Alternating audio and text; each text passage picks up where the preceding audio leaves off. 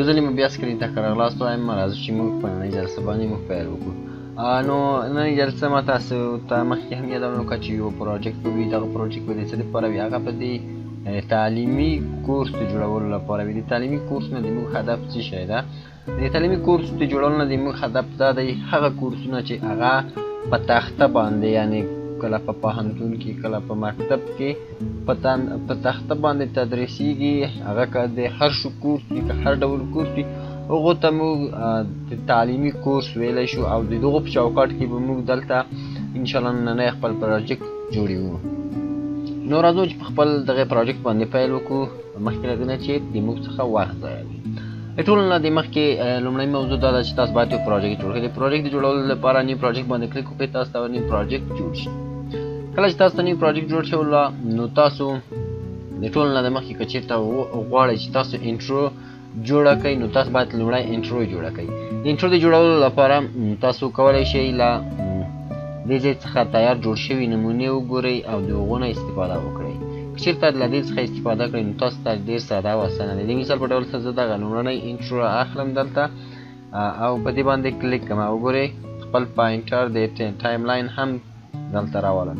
نو دلته دوه ډوله ټکسټ څخه استفاده شوې. تاسو کولی شئ دغه دواړه ډوله ټکسټ کې ایډیټ وکړئ یا زیاتونه پکې وکړئ.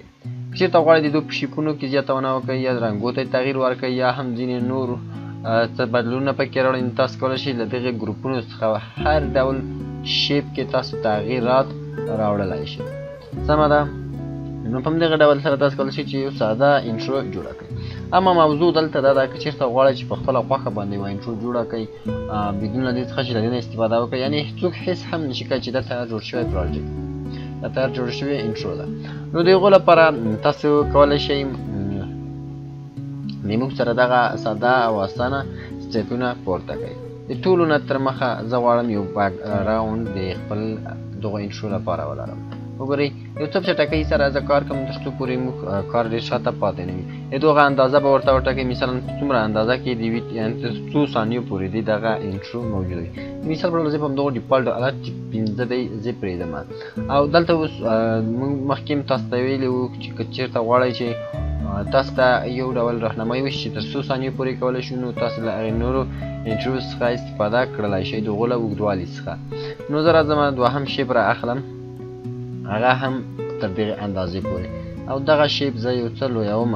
وګورئ او دا باید په مرکز کې د دغو سکرین وي. سمه ده؟ وګورئ په دغه ډول سره. نو که چېرته غواړئ چې دغه منظم راشي نو تاسو کولی شئ چې په دغه ډول سره یې ښکته پورته راولئ. نو راځو یو ټکسټ دلته موږ ورته را اخلو. نو کوشش وکړئ ډېر منظم ډوله کار وکړئ. سمه ده؟ نو زه یو ټکسټ را اخلم. ټکسټ کې مثال په ډول سره وګورئ، زه په ټکسټ کې لیکم کورس مثلا ټایټل. سمه ده؟ په دغه ډول. نو هغه کورس ټایټل د تاسو هر شی کېدلی شي، یعنې د تاسو د کورس هغه نوم کېدلی شي چې هر څه نوم تاسو ورته ورکول غواړئ، تاسو کولی شئ چې دلته یې ورته وټاکئ. نو راځو د دغو فونټ تغییر یا یو فونټ ورته ټاکو چې هغه یو منظم فونټ وي، یو څه اندازه بولډ شوی فونټ وي. نو راځو موږ یو فونټ دلته ورته را اخلو. نو کوشش وکړو تر څو پورې یو سم فونټ انتخاب کړو. اما ځینې فونټونه تاسو نشئ کولی چې دلته یې ورته اپلای کړئ. نو کوشش وکړئ استاندارد او معیاري فونټونو څخه کار واخلئ. نو د دوی اندازه یو څه ورته لوی وو. نو په دغه ډول سره وګورئ تاسو تر یو حده پورې کومه انټرو چې هغه جوړه کړې صرف تاسو هغه حرکات ورکولی شئ. د دوی رنګ زه تغییروم مثلا په دغه ډول سره، او په همدغه ډول یعنې ډیزاین خو ډېر ساده دی، یا په دغو ډیزاین ورکول خو ډېر ساده کار دی چې تاسو کولی شئ هغو ته ډیزاین ورکړئ. نو خو بیا هم زه تاسو ته یو څه ډیزاین دوی ته ورکوم. نو په دغه ډول سره رنګونه یې ورته تغییروم. وګورئ دا کورس ټایټل شوله. نو بله مهمه موضوع دا ده چې زه اوس غواړم د همدغې وخت نه یو څه منظم پر مخ ولاړ شم. دغه دواړه زه ګروپ کوم. سمه ده؟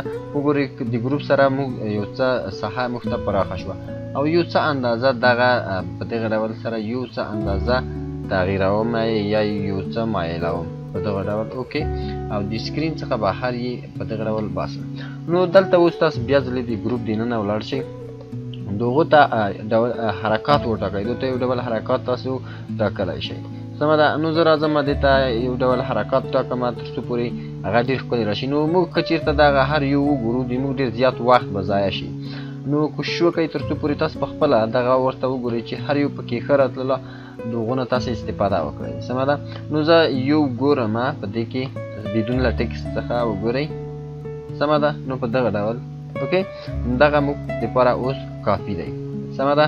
هم هغه لومړی د پیل نقطې ته ورکوو، هم د پای نقطې ته ورکوو. نو راځم د بیهیویر څخه یو ورته رااخلم، د مثال په ډول سره همدغه موږ ټکسټ ته هم ورکوو. نو سپیډ او کوم پراپرټیز چې وو هغه موږ ویلي دي، کولی شئ تاسو په خپله د خپلې خوښې هغو ته جوړ کړئ. سمه ده. نو په دغه ډول سره وګورئ، ډېر منظم ډول سره تاسو د دغو هغه کورس ته کوم ټایټل چې غوښتل هغه ورکړئ، نو هغه په دغه ډول ورکول شي. اوس که چېرې تاسو په ګروپ باندې کلیک وکړئ، نو ډېر په ساده ډول سره به تاسو وکړی شئ چې په هغو کې تغییرات راوړئ، د هغو رنګ ته تغییرات ورکړئ او ځینې نور تغییرات تاسو په هغو کې راوړلی شئ. سمه ده. نو بیا ځلې زه ځمه وګورئ په دغه ډول سره د ګروپ دننه اما بدون د بکګراوند څخه. سمه ده. نو د ګروپ دننه زه ځمه اوکې وګورئ.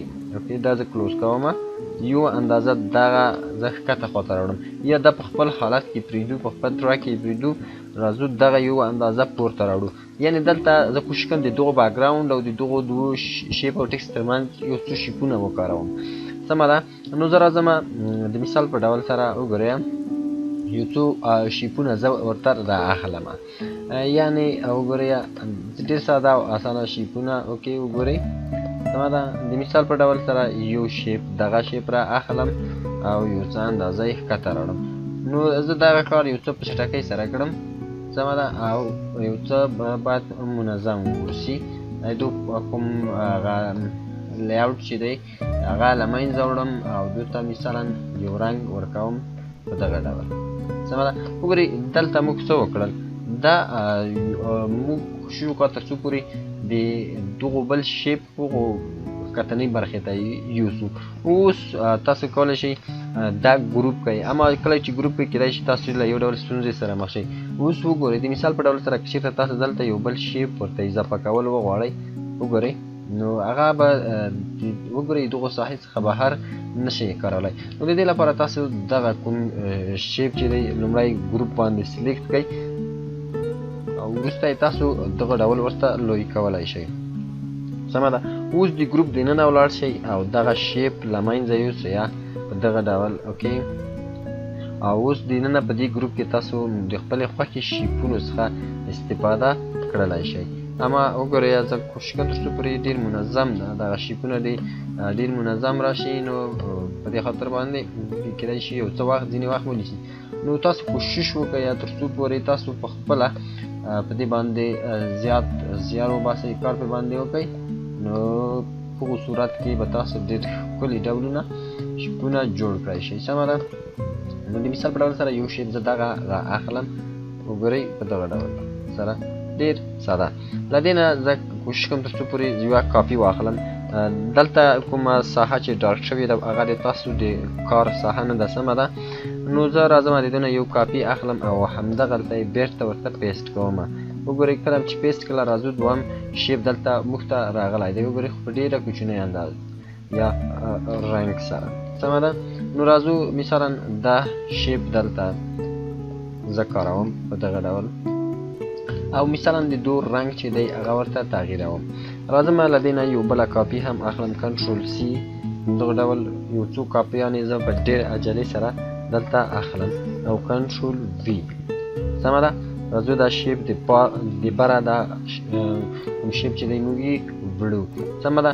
نو راځم دلته وګورئ تاسو نه یو څه وخت په لومړیو کې غوښتی شي ځکه د یو پروجیکټ جوړول نو خامخا یو څه وخت ځینې وخت نیولی شي. سمه ده. نو په دغه ډول دا هم یو بله کاپي شوله.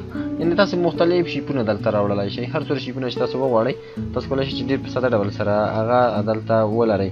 نو زه راځم یو بل شیپ هم را اخلم ډېر چټکۍ سره او دا سلیکټ کوم ښکته خواته یې راوړم په دغه ډول وګورئ سمه ده یو څه یې اندازه چې کومه ده هغه ورته لویوم اما د شیپ بټنې څخه تاسې کار واخلئ تر څو پرې هغه ډېر په منظم ډول سره دغه هغه اندازه رالویه شي سمه ده دغه ډول اوس که غواړئ نوره یې هم لویولی شئ نو کولی شئ چې لویه یې کوئ اما زه غواړم کوم هغه رنګ چې دی هغه ورته تغییر کړم مثلا دغه رنګ ته یعنې که چېرته تاسو نور شیپونه هم دلته راوړئ نو ډېر ښکلی ډیزاین تاسو دلته ترسره کولی شئ سمه ده نو زه نه غواړم چې ډېر زیات وخت دې ضایع شي نو په دې خاطر باندې زه کوشش کوم تر څو پورې دغه کار ډېر په چټکۍ سره دلته زه ترسره کړم نو راځو دغه هر یو شیپ دلته موږ سلیکټ کړو او هغو ته یو حرکت ورکوو یو تاسو کوشش وکړئ تر څو پورې یو ډېر ښکلی حرکت ورکړئ یا کوشش وکړئ ټول په یو ډول سره راشي نو که په یو ډول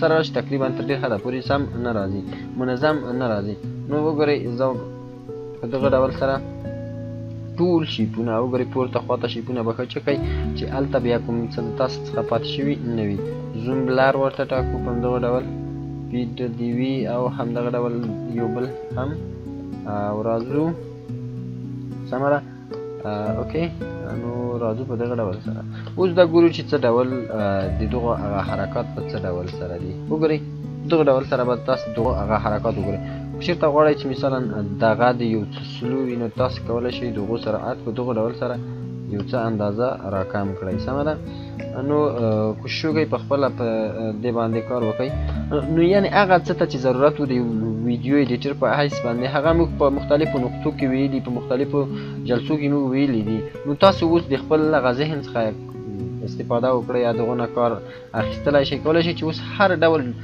پروجیکټ د ځان لپاره جوړ کړئ سمه ده نو دغه هغه ټوله ساده نمونه وه چې تاسو کولی شئ جوړه یې کړئ د ځان لپاره سمه ده نو په همدغه ډول سره تاسو نور څه هم پکې اضافه کولی شئ د مثال په ډول سره دلته ورکړئ چې یو څومره جلسه ده یا راځئ وګورئ دا یو هم زه تاسو ته کاروم په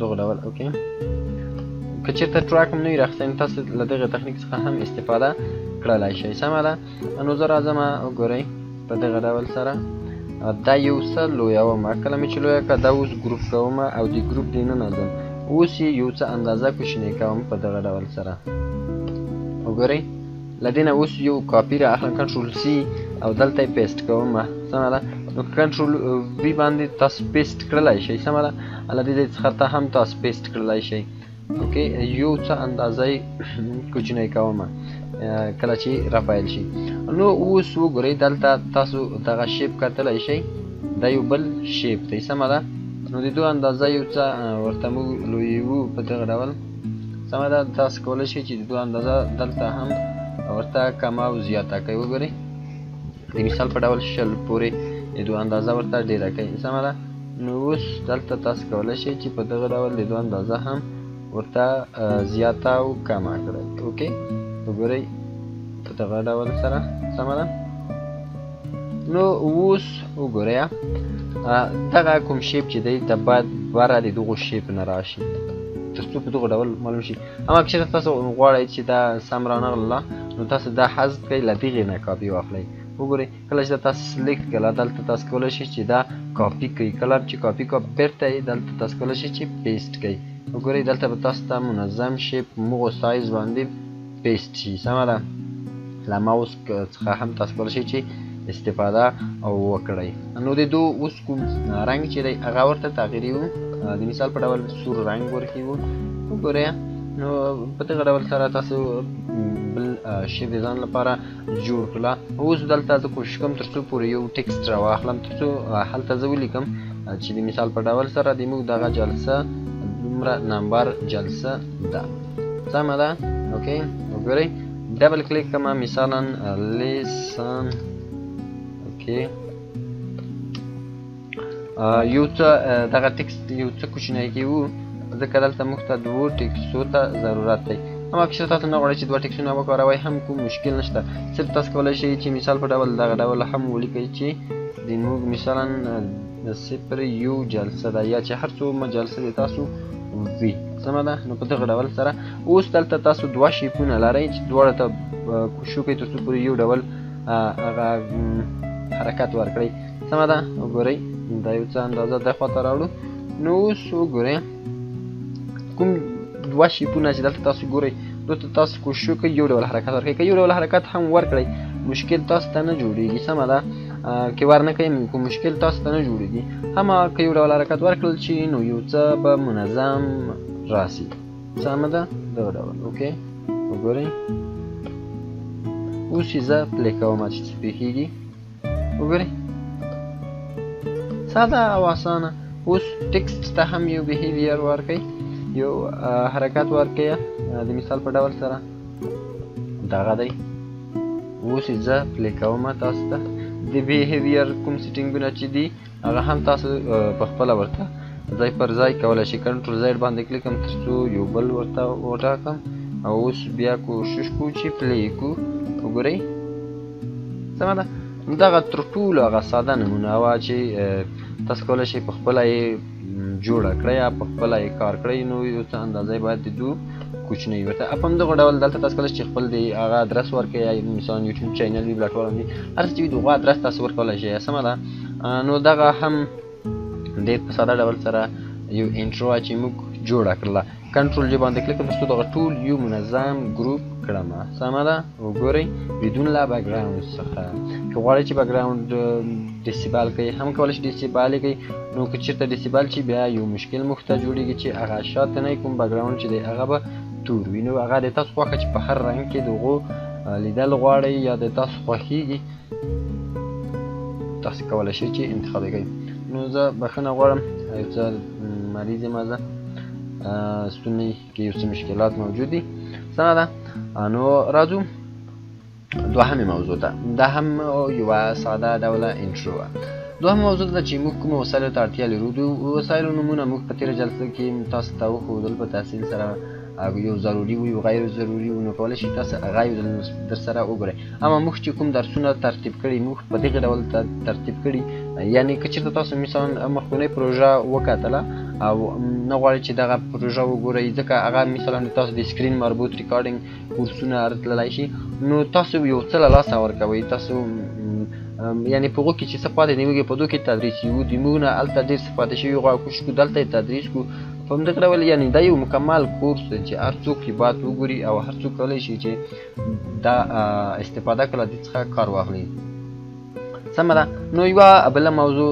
د ما په نظر باندې چې هغه د موږ څخه پاتې شوي و کوشش کوم چې په دغو جلسه کې هغه تاسو ته وښیم نو راځو لایبرري ته مثال په ډول که چېرته موږ دوې کامرې ولرو سمه ده دوې کامرې موږ په دوو صورتو کې درلودلی شو لومړی مثلا دوې یا درې هر څو کامرې چې وي تاسو کولی شئ ټولې په یو حالت دلته مدیریت کړئ مثلا یوه د ما چپ اړخ ته په څنګ باندې ده دوهمه مې ښي اړخ ته په څنګ باندې ده درېیمه مخامخ ماته ده دغه درې وړه کامرې باید په یو حالت کې فایل شي په یو حالت کې د هغو ریکارډینګ شروع شي نو په هغو حالت کې موږ کولی شو له څو کامرې یو ځای سره ولرو او د هغو نه کار واخلو یا استفاده ترې نه وکړو نو راځو په همدغه ډول زه یو بکګراوند را اخلم سمه ده د مثال په ډول دغه بکګراوند دی یا هم بدون له دې څخه هلته د موږ سره بکګراوند هم موجود دی موږ کوشش کوو تر څو پورې هغه راواخلو سمه ده فکر کړم موږ په تېرو جلسو کې هغه تدریس کړل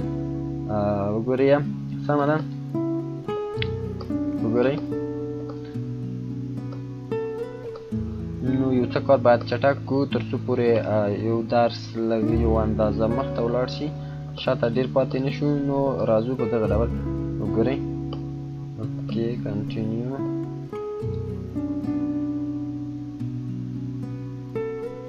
نو کوشش وکړئ خپل کوم ټایم لاین چې دی هغه ډېر منظم وساتئ یا ډېر منظم سمه ده نو ځکه بیا وروسته تاسو ډېر په اسانۍ سره کولی شئ خپلې پروژې ډېرې ښې مدیریت کړلی شئ نو په دې خاطر باندې تاسو باید خپل ټایم لاین ډېر منظم پاک وساتئ سمه ده وګورئ زه یوه ویډیو را اخلم دلته او په دغو ویډیو په اندازه باندې د بله ویډیو هم کټ کوم ځکه اضافي وخت د موږ څخه نیولی دی اوس وګورئ د مثال په ډول سره که دلته موږ دوې کامرې هم ولرو موږ ډېر په اسانۍ سره هغه مدیریت کولی شو نو د دوو کامرو دپاره دوه فایلونه هم موجود وي درېو کامرو دپاره درې فایلونه موجود وي نو د هغو لپاره زه کنټرول سی باندې کلیک کړم تر څو پورې دلته زه دوی یو بله کاپي راواخلم او په همدغه ډول دلته یې پیسټ کړم سمه ده نو د دغو غږ زه سایلنټ کوم شیفت اس باندې تاسو کولی چې دا سایلنت کړئ.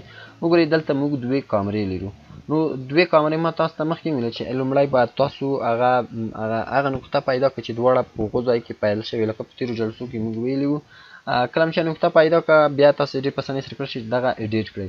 د مثال په ډول وګورئ دغه لومړی کومه ویډیو چې ده دغه دلته مثلا پیل شوې ده او غواړو دغه یعنې دغه که زه چېرته د لومړۍ کامرې په نوم باندې ونومم او دغه د دوهمې کامرې په نوم باندې ونومم، نو غواړم مثلا د مثال په ډول سره وګورئ تر دې ځایه پورې لومړۍ کامره کار وکړه او پس له دې نه وګورئ دواړه به سلیکټ کوئ دوهمې کامرې ته زه ځم. وګورئ دلته زه دا کټ کوم او وروسته مثلا په ترتیب سره غواړم چې یوې کامرې ته هغه تغییر مکان وکړم. سمه ده. وګورئ په دغه ډول دا هم زه سلیکټ کوم، راځو دا هم کټ کاږو یا یې کټ کیو په دغه ډول. یعنې اوس وګورئ موږ دلته د مثال په ډول 4 دانې هغه کومه ویډیو چې 4 برخو مو وویشله. نو اوس وګورئ دغه ویډیو خو تقریبا یو ډول وه. سمه ده. نو یو ډول چې ده نو موږ بیرته کنټرول زیډ کړو. سمه ده. نو که چېرته دوې ویډیوګانې وي په مختلفو ډولونو په دوو کامرو سره نو تاسو به له دې تخنیک څخه استفاده کړئ. نو زه دا یو څه شاته او مخته کوم په دغه ډول. سمه ده. تر څو پورې د هغو ترمنځ هغه توفیر وکړلی شي. سمه ده. په دغه ډول اوکې. نو اوس زه دواړه سلیکټ کوم، دا ټوټه کوم د مثال په ډول دلته په دغه ډول. سمه ده.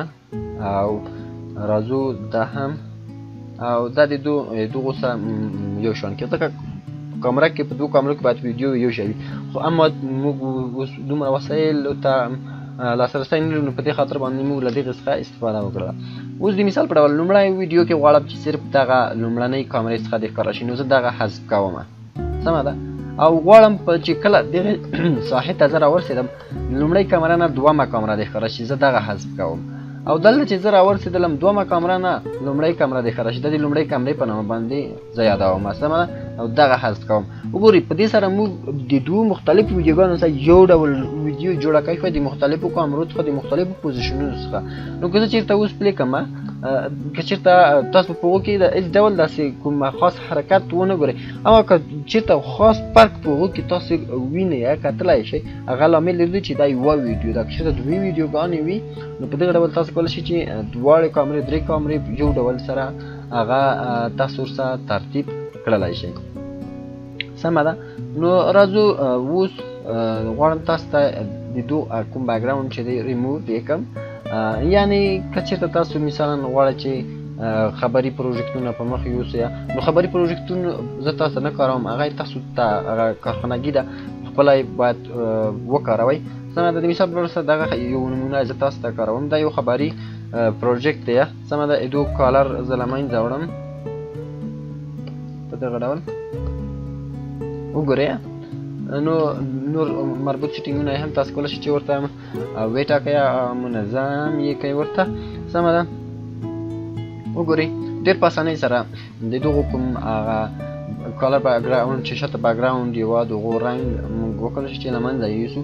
اما که چېرته غواړئ چې ډېر په دقت سره کار وکړئ نو دا زوم کولی شئ او وروسته یې زوم ان او زوم اوټ دواړه په دې کې تاسو ترسره کولی شئ. او که چېرته غواړئ چې پټ ټو سکرین یې کړئ نو تاسو پټ په هغه سکرین باندې کلیک وکړئ تر څو پورې هغه تاسو ته منظم شي. نو یو څه ستونی خراب دی، بښنه غواړم.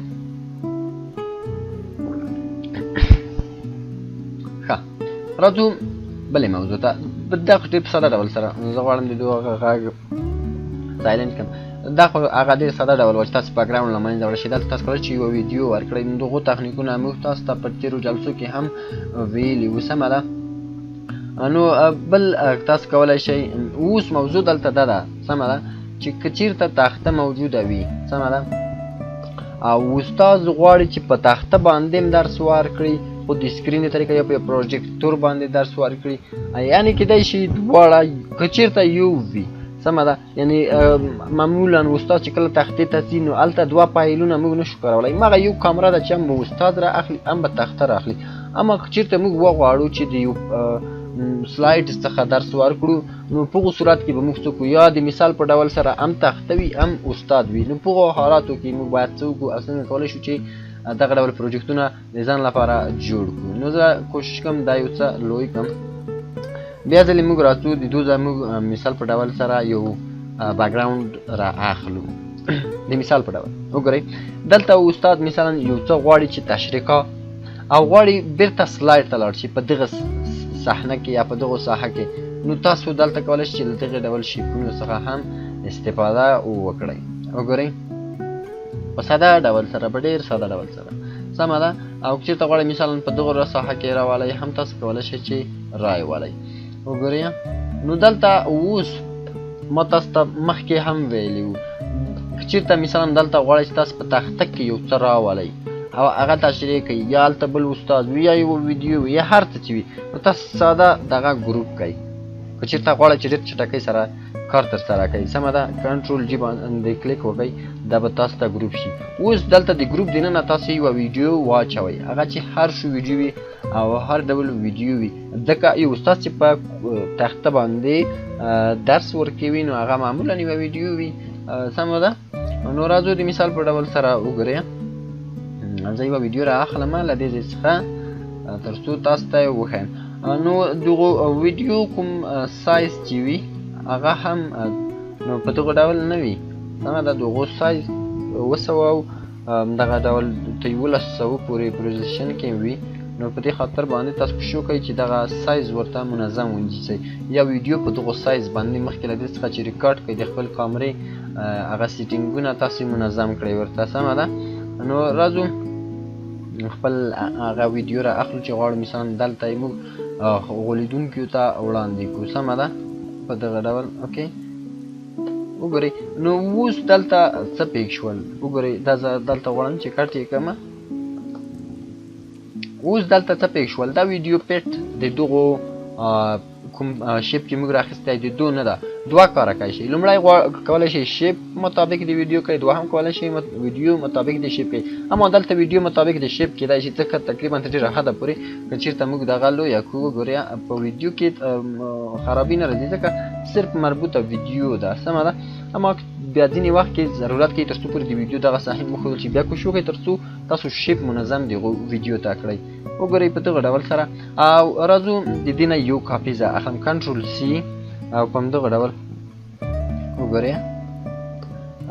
اوکې تر څو یو څه منظم راشي. تاسو کولی شئ مثلا دلته یو تلویزیون یو بل شی په پنجي شکل باندې راواخلئ او دلته ورته پیسټ کړئ. هغه تخنیکونه اوس د تاسو زده دي، سمه ده. نو زه کوشش نه کوم تر څو په هغو تاسو ته وخت ضایع کړم.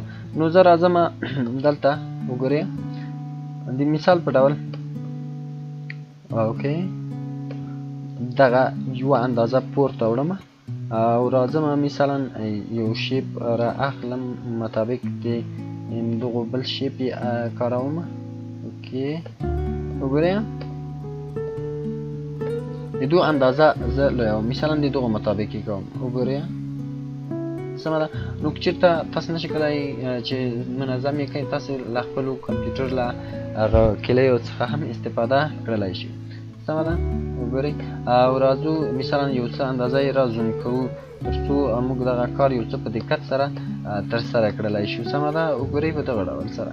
اوکې نو اوس تاسو کولی شئ چې مثلا دلته یو لیاوټ ورکئ، هغه مثلا چې په هر ډول وي، یا هم ورته کوم آوټلاین چې دی هغه ورکئ. اوکې وګورئ په دغه ډول. وګورئ هغه یو څه جوړېږي. اما که چېرته غواړئ مثلا ډاټ ډاټ باندې ورکئ هم تاسو په دغه ډول کولی شئ چې واریته ځای پر ځای کړئ، سمه ده. اوکې دغه هم په دغه ډول. نو وګورئ اوس که زه چېرته تاسو ته ویډیو پلی کړم نو تاسو په ډېر ښه ډول سره مثلا کولی شئ چې هلته هغه څه چې استاد غواړي په تختې ورته تدریس کړه په دغو ډول سره. کولی شي د یو بل استاد نظر راواخلي یا هم کولی شي په خپله دلته وغږېږي، سمه ده. نو دغه ساده مسایل چې باید تاسو زده وي که چېرته غواړئ چې یو کورس ایډیټ کړئ. نو په همدغه ډول سره نننۍ کومه جلسه چې ده همدغلته یې زه پای ته رسوم، ځکه جلسې کوم اوږدوالی چې دی هغه بیا ډېر لویېږي. نو په یو څه ستونزې هم انټرنیټي ستونزې موجودې دي، ډېر کسان به نشي کولی چې ویډیوګانې وګوري. نو دغه وه د موږ نننۍ جلسه. انشاءالله دغه جلسه چې دا یا دغه پروژه چې دا ان شاء الله موږ په راتلونکي جلسه کې پای ته رسوو، ځکه تقریبا تر نیم پورې د موږ پروجیکټ جوړ شوی دی. یو او په همدغه ډول سره د موږ نننۍ جلسه همدلته پای ته رسیږي. تر بلې راتلونکي جلسې پورې تاسو پاک سپارم. تل ښاد او آباد اوسئ. ښې چارې ولرئ. د خدای په امان.